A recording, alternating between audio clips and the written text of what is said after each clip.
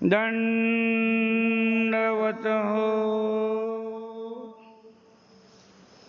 पूर्वार्ध लीळा चरित्र, लीळा क्रमांक 85.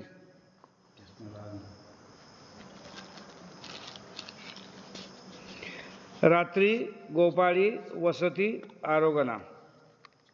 म्हणजे रात्रीच्या वेळेस गोपाळाच्या मंदिरामध्ये मुक्काम करणे, आणखी तेथेच जेवण करणे, म्हणजे रात्री गोपाळी वस्ती आरोगणा. मग विळचा रामदेवी म्हणितले, जी जी तेयाचे क्रिया पार करिता उशिरो लागेल, तरी रात्री मज येता अवघड, वेशी पडेल मग येओ जाओ नाहीये. रामदेव म्हणाला स्वामींना की माझ्या वडिलांचे श्राद्ध क्रियाक्रम करायचा आहे, त्यासाठी मला बाहेरगावात जावं लागेल आणि तिथून वापस येताना मला उशीर होईल, आणि उशीर झाल्यानंतर गावाची जे वेश आहे त्या वेशेला कुलूप लावलेलं राहील, त्याच्यामुळे मी घरी येऊ शकणार नाही, मग तुमची आरोगणा होणार नाही. तरी रात्री मज येता अवघड, म्हणजे मला रात्री येणं अवघड होईल, वेशीला कुलूप लावलं असल्याच्यानं. वेशी पडेल मग येऊ जाणो नाहीये. तिथं वेशीला गेटला कुलूप लागलं असल्यामुळे माझं येणं अंदर शक्य होणार नाही. तरी गावान तो गोपाळाचे देऊळ असे, तेथ गोसावी विजय करावे जे. तर तुम्ही एक काम करा, गावाच्या बाहेर एक गोपाळाचं मंदिर आहे, त्या मंदिराचे माझ्यासोबत चला. तेथ गोसावी विजय करावे जी, मग त्या मंदिरात तुम्ही माझ्यासोबत चला. गोसावी मानिले मग गावान तो विजय केले. त्यांनी मंजुरी केली स्वामींनी, आणि त्यांच्यासोबत रामदेवसोबत गावाच्या बाहेर असलेल्या गोपाळाच्या मंदिरात आले. रामदेवी जाडी आणली गोसावी यांचे आसन रचिले. रामदेवानं एक वस्त्र आणलं, त्या वस्त्राचं आसन केलं आणि स्वामी त्या आसनावर त्या मंदिरामध्ये विराजमान झाले. गोसावी आसनी उपविष्ट झाले, म्हणजे त्या आसनावर स्वामी विराजमान झाले. मग रामदेवी रात्री वाटा भातो, तांबिया दूध पापडू तांबा उदका भरून आणला. मग त्यानं रामदेवानं काय केलं, रात्री एक मोठ्या वाटीमध्ये भात, एका तांब्यामध्ये दूध, पापड आणि एका तांब्यामध्ये भरून उदक भरून आणून तिथं ठेवलं. गोसावियांची आरोगणा झाली. स्वामींनी तिथं म्हणजे त्यांनी सर्व सामान तिथं आणून ठेवलं. स्वामींनी तिथं जेवण केलं. गुळुळा झाला विळा ओळखविला. गुळुळा झाला, विळा झाला. मग जाडीचे सैने सान रचिले.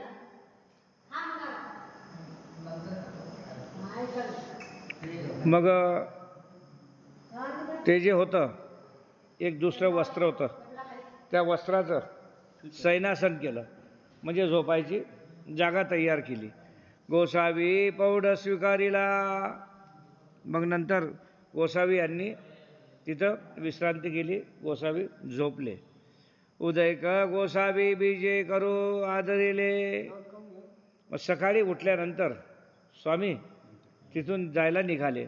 मग रामदेवी म्हणितले, ज्या टाईमने स्वामी तिथून निघाले तर रामदेव त्यांना म्हणाले स्वामींना, जी जी मी आचरतये तव गोसावी येत राहावे. म्हणजे जोपर्यंत माझ्या वडिलांचं सूतक आहे तोपर्यंत तुम्ही इथंच राहा आणि माझी आरोग्याला दैनंदिनी घ्या. जी जी मी आचरते तव गोसावी येत राहावे. आचरते म्हणजे सूतक फिटेपर्यंत. आचरते याचा अर्थ सूतक फिटेपर्यंत तुम्ही इथंच राहा. मग गोसावी बीजे केले. मग गोसावी तयार झाले, त्यांच्यासोबत गेले. रामदेव वडणे रे याची शिववरी बोळविता आले. असं म्हणून स्वामी ज्या टाईमने निघाले की बा त्यांचं दशक्रिया झाली. दशक्रिया झाल्यानंतर काही दिवस थांबले आणि काही दिवस थांबल्यानंतर सकाळी उठून स्वामी जायला निघाले. तर ज्या टायमाला निघाले तर रामदेव वडनेरे याची शिववरी बोळवित आले. म्हणजे ही लीळा कुठली आहे? वडनेरची. तर वडनेरच्या बाहेर गावात निघताना शिवपर्यंत रामदेव स्वामींना सार करायसाठी आले. मग रामदेवी गोसावी आणते पुसिले, जी जी गोसावी कवनीकडे बीजे करीती. तर स्वामींनी रामदेवांनी विचारलं स्वामींना की जी आता तुम्ही कुणीकडे जात, कुठं जाऊन राहिले? सर्वज्ञे म्हणितले. स्वामी म्हणाले, हे ऐसे मेहकराकडे जाईल. रामदेवी विनविले, जी मज गोसावी कवनी ठाई पुनरपी दर्शन देतजी. स्वामी म्हणाले, आता आम्ही इथून सरळ मेहकरला जाऊन राहिले. मग त्याच्यानंतर तो रामदेव बोलला, तुम्ही मेहकरला चालले, पण तुमचं पुन्हा आम्हाला दर्शन कुठं होईल, केव्हा होईल, कसं होईल? विनविले, जी मज गोसावी कवना ठाई पुनरपी दर्शन देताजी. तर तुम्ही मला पुन्हा दर्शन कुठं देसाल, केव्हा देसाल? सर्वज्ञे म्हणितले, विषयेकडे देई झेल. तर सर्वज्ञ म्हणाले, स्वामी म्हणाले, आम्ही तुम्हाला इसवीला दर्शन देऊ. मेघरजवळ इसवी आहे ना, तर इसवीला दर्शन तुमचं माझं होईल. मग गोसावी बीजे केले. एवढं सांगून स्वामी तिथून समोर मार्गासाठी रवाना झाले. इथं पूर्वार्ध लीळा क्रमांक 85 समाप्त झाली. समोर पूर्वार्ध लीळा क्रमांक 86. पातुर्डी समशान वस्त्र निखेदू. पातुर्डी म्हणजे पातूर. समशयान वस्त्र निषेधू म्हणजे स्मशानभूमीमधले जे वस्त्र घेतलं ते वस्त्र घेण्यासाठी, निषेधू म्हणजे इन्कार करणे, म्हणजे स्मशानभूमीतला वस्त्र घेण्यासाठी इन्कार करणे. मग गोसावी पातुरडी अशी बीजे केले. पातुरडी नैचिया थडिया थडिया बीजे करीत होते. मग गोसावी तिथून वडनेरवरून पातूरला आले. पातूरला आल्यानंतर नदीच्या किनाऱ्यानं चालू लागले. नदीच्या पातूरची जी नदी आहे त्या नदीच्या किनाऱ्याने चालू लागले. तव समसानी माणूस जाळीले होते.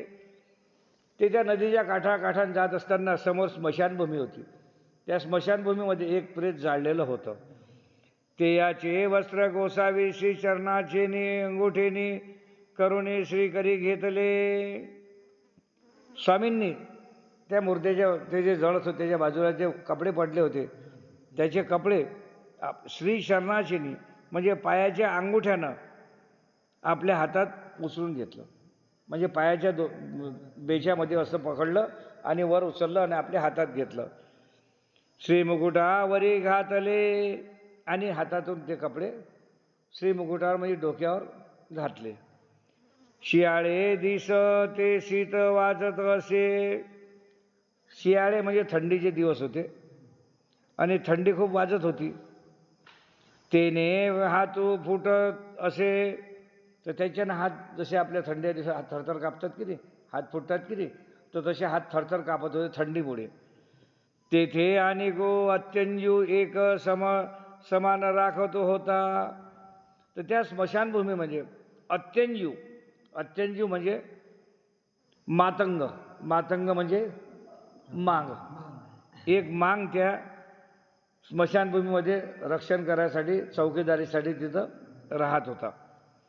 तो बोबाईला, हा आमचे राखीचे वस्त्र दिसवडीचा दिसवडी तुझी नेशी देखो.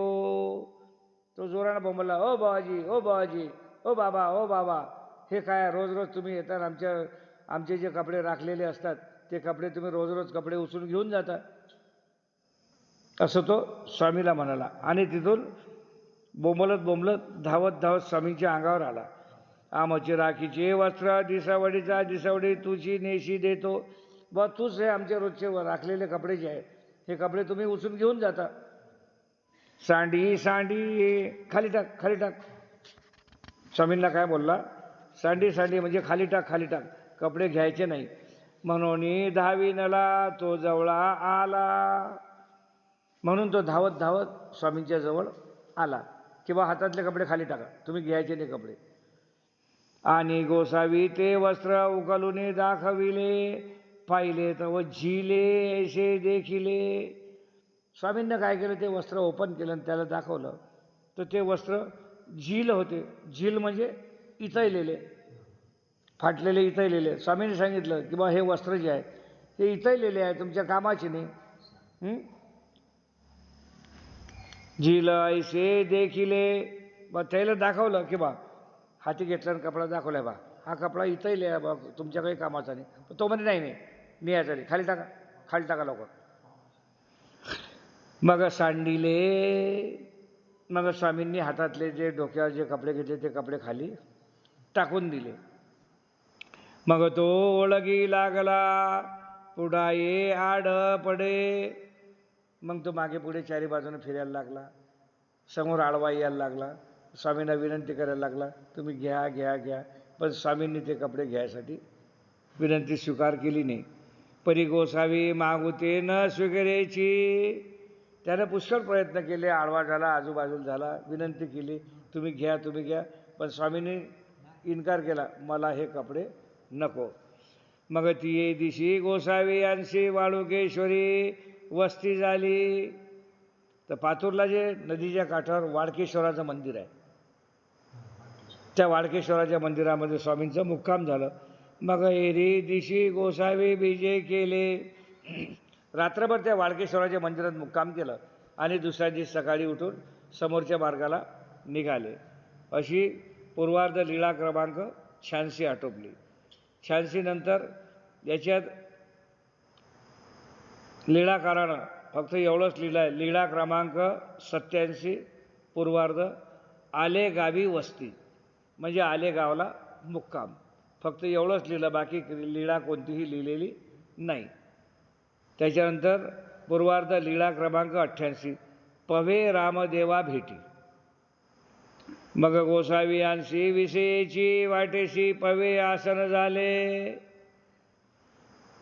पवे रामदेवा भेटी. पवे रामदेवा भेटी म्हणजे पवे म्हणजे पानपोई. तर त्या पानपोईवर स्वामींचं भेट झाली रामदेवाची. यांनी सांगितलं होतं ना ईश्वीला भेट होईल, तर त्या पवे रामदेवा भेटी म्हणजे पानपोईवर रामदेवाची आणि स्वामींची भेटगाठ. मग गोसावी यांशी विषयीची वाटेशी पवे आसन झाले. स्वामी रस्त्याने चालत असताना, ईश्वीला जात असताना रस्त्यामध्ये चालता चालता एक पानपोई होती.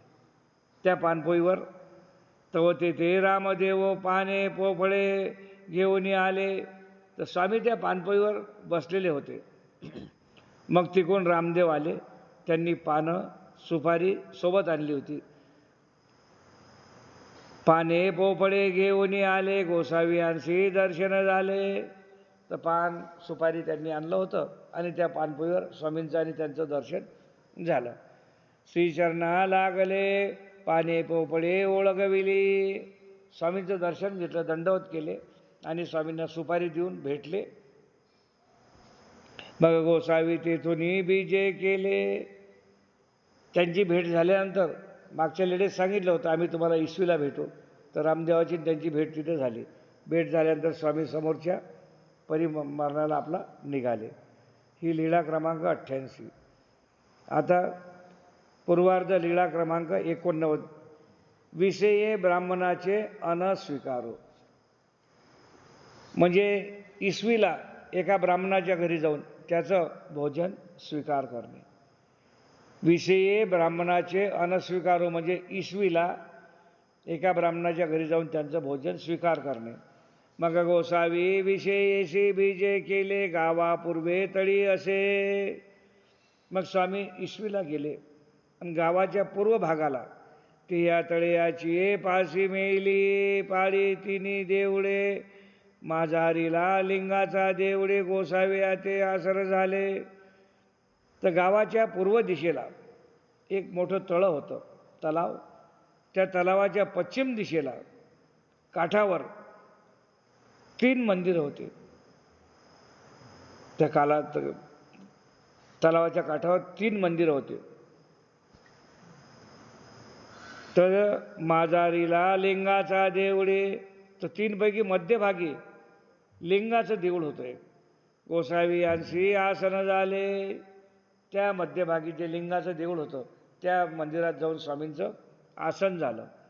जवळे रामदेव उगेची बैसले असती, रामदेव जो होतो स्वामींच्या समोर चुपचाप बिलकुल मांडी मारून आपला बसलेला होता. काहीच पुरे ना आपुले या जेवणाची चिंता नाही आणि गोसावी यांची आरोग्याची चिंता नाही. त्याला स्थिती झाली, त्याला ना स्वतःच्या जेवणाची चिंता ना स्वामींच्या जेवणाची चिंता, पण तो फक्त टक्क स्वामींकडे पाहत राहिला आणि चुपचाप बसला राहिला. तव देवळाशी ब्राह्मणो एकू आला, तेवढ्यात त्या मंदिरामध्ये एक ब्राह्मण आला. गोसावी यांशी दंडवत घातले, श्रीचरणा लागला. तो ब्राह्मण तिथं आला, स्वामींना दंडवत केला, श्रीचरणास लागला. जी माझे या वाराशी बीजे की जो, आणि विनंती केली स्वामींना की अजी स्वामी राया, तुम्ही माझ्या आवारात म्हणजे माझ्या घरी चला. सर्वज्ञे म्हणितले हे भुकेले असते यांते घेऊन जा. स्वामी काय म्हणाले, आम्ही नाही येत, हे जे आहे रामदेव हे भुकेले आहे, यांना भूक लागलेली आहे, यांना तुम्ही तुमच्या घरी घेऊन जा. हो का जी, म्हणजे स्वामींना म्हटलं हो का, हो का जी नेऊ. मग ते आपुल्या घराशी घेऊन गेले. मग तो ब्राह्मण जो आहे त्या रामधरण्याला सोबत आपल्या घरी घेऊन गेला. स्वामी मंदिरातच बसले राहिले. ओसरीवरी पाठो बैसो घातला, बाहेर वसरी असते ना, वसरीमध्ये पाठ टाकला, त्याच्यावर आसन टाकलं आणि त्याच्यावर रामदेवाला बसायला सांगितलं.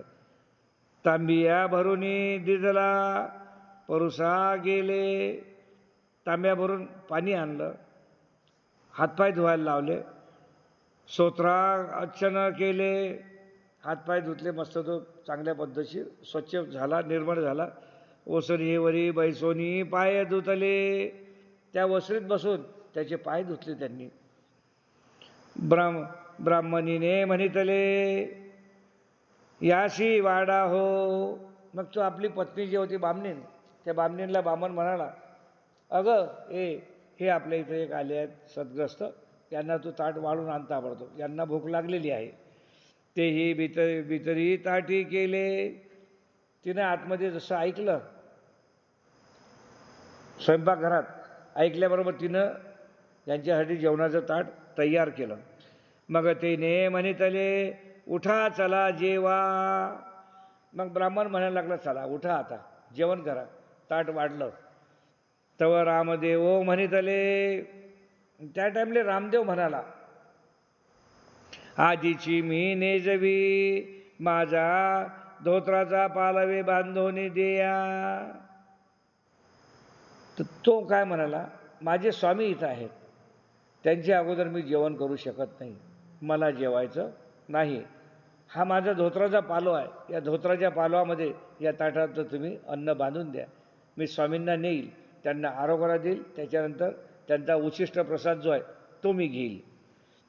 मामी तेथं घेऊन जाईन, आधी गोसावी यांशी आरोग्याला देईल. हे जे तुम्ही बांधून देसाल मी तिथं नेईन मंदिरात, स्वामींना पहिले आरोग्याला देईन, मग आम्ही जेवणी. स्वामींचं जेवण झाल्यानंतर मी स्वतः जेवण करीन, तसं मी जेवण करू शकत नाही. मग तेही आधी गो वर्ण भातू घातला. मग त्यांनी पाहिलं की आपण तर एकच ताट वाढलं आहे, मग त्यांच्या धोत्रामध्ये त्यांनी केलं आणखी वरण भात, दोन्ही पदार्थ आणखी वाढवले. वर्ण भातू घातला, ते याचा धोतरा पदरी बांधिला. वरण भात त्यांच्या धोत्रामध्ये बांधून दिला. मग दादोस घेऊन आले. मग ते दादोस घेऊन आले तिथं स्वामीजवळ. मग गोसावी यांशी आरोग्याला दिली. अशा प्रकारे त्यांनी धोत्रात बांधून आणलेल्या पूर्ण शिदोरी जी आहे ते स्वामींच्या समोर ठेवली. स्वामींचं भोजन झालं, गुळणा झाला. जेवण झाल्यानंतर गुळणा झाला. विडा ओळखविला, त्याच्यानंतर स्वामींना सुपारी वगैरे पानाचा विडा दिला. मग आपण जेविले, मग ते तशी लिंगाची देवळी पौढ झाला. स्वामींचं जेवण झाल्यानंतर मग तो जो उच्छिष्ट प्रसाद होता तो त्यांनी घेतला, स्वतः जेवण केलं आणि तिथंच पहुड झाला. म्हणजे तिथंच दोघे झोपले. प्रभाते गोसावी बीजे करू आदरिले. सकाळ झाल्यानंतर स्वामी समोरच्या मार्गाला जायसाठी निघाले. रामदेव गोसावी यांशी निघाले. रामदेव बी गोसावी यांच्यासोबत निघाला. गोसावी दादोसाते विषयीच्या प्रांती राहाविले. मग दादोशी गोसावी यांशी शेमाडिंगण दिदले. स्वामींनी सांगितलं की दादोस तुम्ही आता इथं इसवीला थांबा, आम्ही समोर चाललो. आणि स्वामींनी त्यांना क्षेमालिंगन दिलं, म्हणजे ऊर भेट दिली. मग दादोशी गोसावी यांशी क्षेमालिंगन दिदले. दंडवत घातले श्रीचरणा लागले. दंडवत घातले, श्रीचरणाला लागले. काय तो भाग्यवान जीव की स्वामींनी त्याला ऊर भेट दिली. काय त्या माणसाला आनंद वाटला असेल त्यावेळेस. रामदेवी म्हणितले जी जी मज गोसावी पुनरपी दर्शन कोणी ठाई देती. आणखी रामदेव तो बोलला की देवा मला आणखी पुन्हा दर्शन केव्हा घडेल तुमचं, मला केव्हा दर्शन द्याल तुम्ही. सर्वज्ञे म्हणितले ऐसे प्रतिष्ठाना प्रांती. प्रतिष्ठाना म्हणजे पैठण. स्वामींनी सांगितलं पैठण प्रांतामध्ये आणि आम्ही तुम्हाला पुन्हा आणखी दर्शन देणार, तुम्ही आता इसवीला थांबा. मग गोसावी बीजे केले. तिथून गोसावी समोर बीजे केले. अशी 89 नंबरची पूर्वार्ध लीळा आटोपली. आता याच्यापुढे भाष्यकारानं लीळा क्रमांक 90 पूर्वार्ध अंजने वस्ती, म्हणजे अंजनी आहे तिथं. तर अंजनीला फक्त वस्ती म्हणजे अंजनीला मुक्काम, हे शॉर्टकट दिलेलं. मग गोसावी अंजनेशी बीजे केले. तिथून स्वामी अंजनीला गेले. कुठून? इसवीवरून. इसवीवर अंजनीला गेले. गावा पश्चिमे तळे असे. तर अंजनीच्या गावाच्या पश्चिम दिशेला एक तळ आहे, तलाव. तळे या पश्चिमे पूर्वाभिमुख लिंगाचे देऊळ, तेथे गोसावी अशी वस्ती झाली. त्या तळ्याच्या पश्चिम दिशेला पूर्वाभिमुख लिंगाचे देऊळ होते. त्या लिंगाच्या देवळामध्ये स्वामींची वस्ती झाली. एवढंच याच्यात दिलेलं आहे, अंजनीची दुसरी लीळा दिलेली नाही आहे. अशा प्रकारे पूर्वार्ध लीळा क्रमांक 90 इथं आटोपला. दंडवत हो.